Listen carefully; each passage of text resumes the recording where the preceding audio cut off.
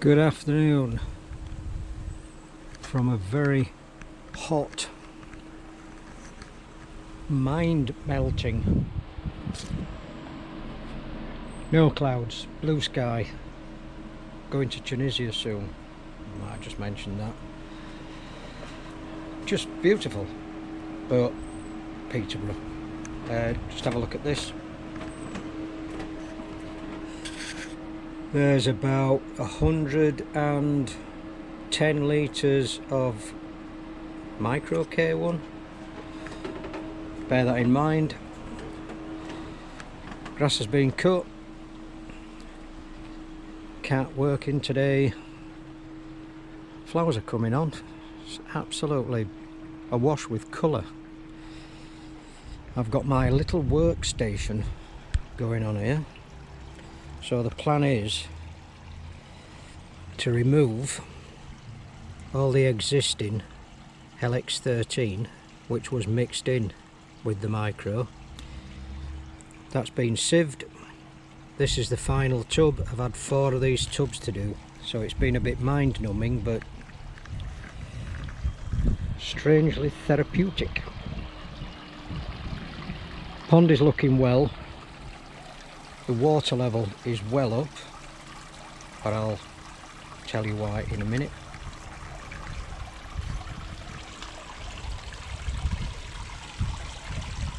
All the fish are doing well, plants are doing well,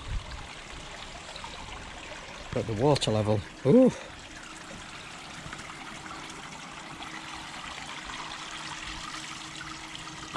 that's pretty close.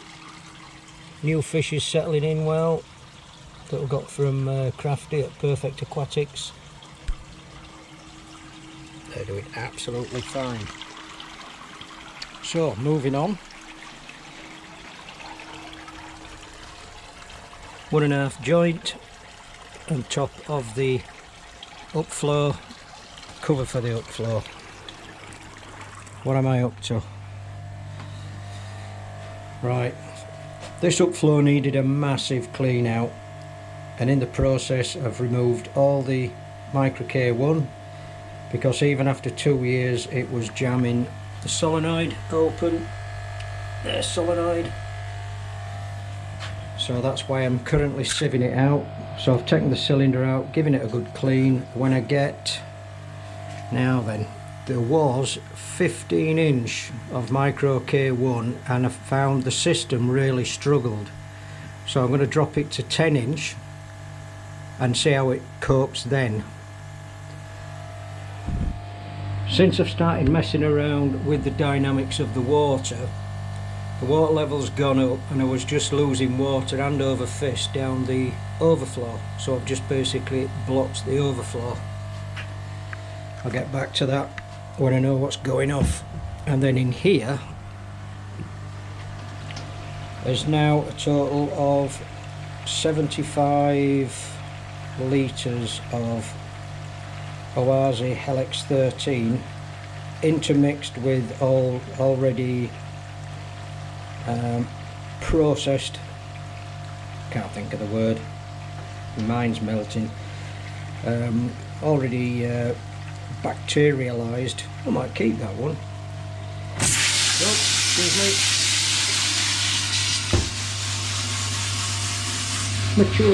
Matured in it. So matured LX13. So it's about 25 matured, and there is 25 bags of brand new. I've already put some filter start in, that went in yesterday, and I'm just adding 25 every 5 or 6 hours so it eventually sinks and then it'll keep turning over.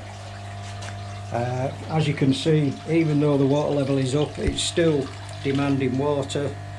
So when I get this 75 sat down and sorted, I'll then come back to the water levels.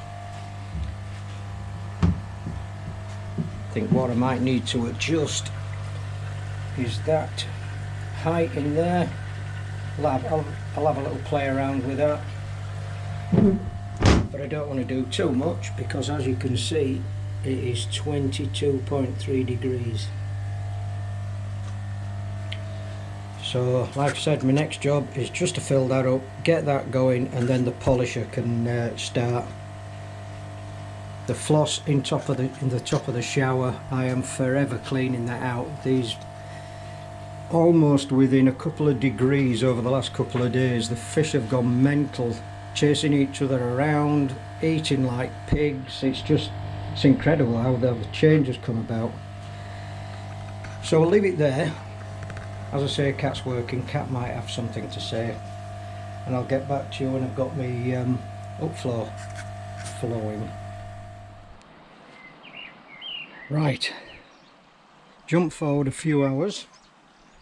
I have now totally segregated all this micro K1 from my existing LX13. So I think there's about 20 litres. I think there might be about 45 litres in there, I'm not sure. So as a consequence, all that's for sale.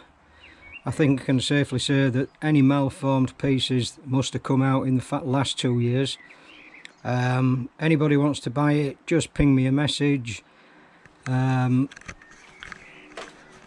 forget, if you buy it, you need to PP it.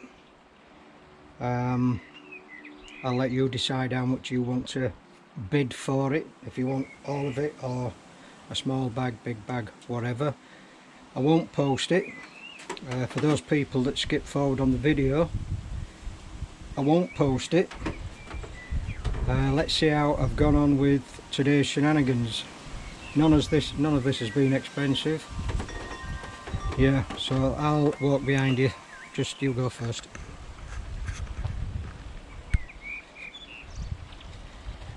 Cat wanted a little bench that she could stand on. Easy enough.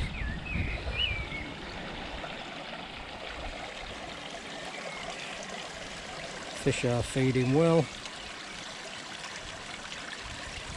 and because I've been playing around with water levels and water in and water out, the water's a little bit grubby. Normally it doesn't have as many bits in as this, but hey ho, it is what it is. The water level has come down to a more manageable height on my windows. This is just our personal height. Up until about half an hour ago, you couldn't actually see the mouth of the skimmer, there was that much water in. Bit of spare water just in case. Cat can have that for the garden.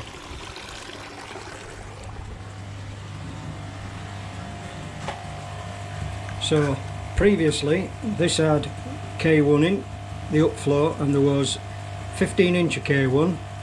Now there's about 10-inch of Helix. So what I'm hoping for is when this gets agitated by the air supply, it does actually move it round quite well. Just in case it doesn't, I fitted a slip connector there, so I can just basically undo that, pop this off and add more, or take some out if necessary. Water level has changed fractionally, so I've screwed down the original overflow and added just a slip piece, just pushed in and jammed in. Added a couple of tie wrap squares just to hold the cables, and opened up this because it kept snagging. It's been doing really well. I've done all sorts of jobs today. I've had to move the level sensor, so that's further down than normal. I've had to move the cleaning sensor, where you can just see that pencil line. That was the original position, and I've moved it all the way down to the bottom to get a longer dwell time. Sorry if it's a bit noisy.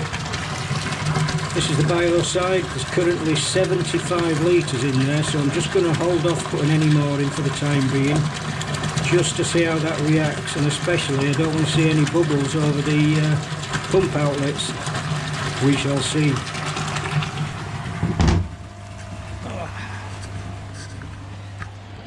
Right, oh sorry if you're in the sun. Let's go somewhere dark, shady.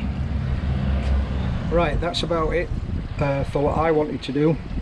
That job has been a long time coming. The Evolution Aqua Micro K1 and K1, all their products are absolutely fine. I've had them in the past. What let them down for me personally was quality control. The malformed pieces, the bits of swarf, it drove me absolutely crazy. Week in, week out for 2 years. Fingers crossed the ORZ Helix 13 will stop my sobbing. We shall see. Stop your sobbing? What, Chrissy Hind and Pretenders? Oh, it might have been. So I'll catch you later. Cat's still on her way home. She might have something to say. We'll leave it there. Right, the final bit. This is now working okay. This vortex is reduced right down to how it was. Water level is reduced, gone back to where it was. Sensor array has been put back to where it was. Top up just a slightly bit lower.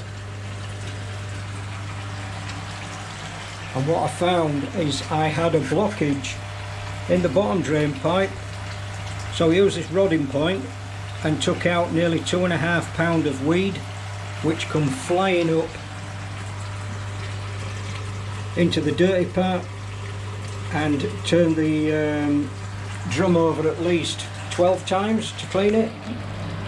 However, and if you've had a bad day, you can laugh at this. In order to rod this rodding point, I used a plunger. And I know what you're going to say. Where's the end of the plunger, Steve? It's gone. 3-inch plunger down a 4-inch pipe, never to be seen again. And if I get a blockage next time, the entire drum has to come out. So if you think you're having a bad day, think again. Anyway, that's my problem, not yours. We'll call this the end of the video so I can go and have a good cry. Keeping koi ponds. Easy, innit? 5 jobs, look after yourself, look after your family, and goodbye. Right, good morning. This is an addendum to what I thought was the finished video from yesterday. So I went on to Amazon and bought a borescope to have a look down this rodding point, which, as you can see, is pretty deep. 2 elements that the plunger had to pass was the T and the valve. But lo and behold, because there was so much water pressure coming through that, and I couldn't find the plunger down past the valve, I thought I'll have a look on the T. That T piece goes all around the back of the filter and then comes up here and in. The other line that you can see is from the skimmer, but this is the bottom drain. So just bear that in mind. So the borescope arrived, and these are 29 quid a go. And to be honest, like anything, if it works, why not? So I'll just see if I can prop the screen up somehow, and then I'll actually show you the brickwork and the borescope through the actual camera. So there's all sorts of nasties in pipes, by the way. Come with a variety of attachments. You've got a little mirror, you've got a hook, you've got a magnet. And I was thinking to myself, well, I suppose I'll give it a go. And lo and behold, I got it. This passed through this pipe, and purely by using the borescope as a nudge, I nudged it into the dirty side and fished it out. On a scale of 1 to extremely lucky, I'm extremely lucky. Give me a minute. So, like I said, 29 quid delivered. The actual cord length is 11.5 feet. The next one up is 16.5 feet. it has got a fairly rigid wire to it. You can actually bend it and maneuver it about. It's got quite a bright adjustable light on the end. So this, Kat has told me this has got to go back in the garage and I'm not allowed to use it unsupervised. So that's it. Cat, bless her, hanging out the washing. Water quality looking a hell of a lot better than 10 hours ago, which it was just awful. Proper awful. I've never seen it so bad. Understanding water itself, the water level was creeping up and up and up. Basically the pumps were pushing the water in, and because of the blockage in the bottom drain it couldn't take the water away. So yeah, I've learnt a lot over the past couple of days, and I certainly won't be using that plunger in that rodding point. But I am so glad I put a rodding point in, because we took out, I think it was 4.5 pounds of weed out of the waste trap in the drum.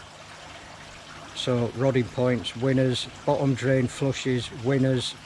Should I have put one in day one? Of course. Don't get caught out. If you can put them in, put them in. Right, that's enough waffle. I'm off to enjoy the rest of my day, and I might just have a beer to celebrate. We've done the 5 jobs, we've done the look after your family, so blue skies ahead. Goodbye.